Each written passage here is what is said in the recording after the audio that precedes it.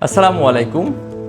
ताउमर गालिब ये भूल करता रहा, ताउमर गालिब ये भूल करता रहा, धूल চেহারে पे थी और আয়না সাফ করতা রাহা।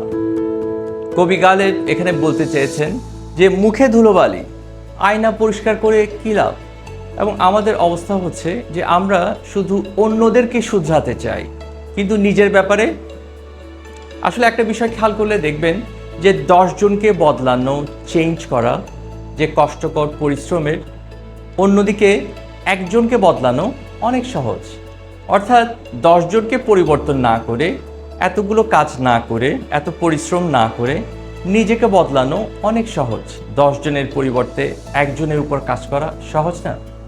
এবং এই কারণে বলা হয় যে নিজে বদলালে জগৎ ভালো।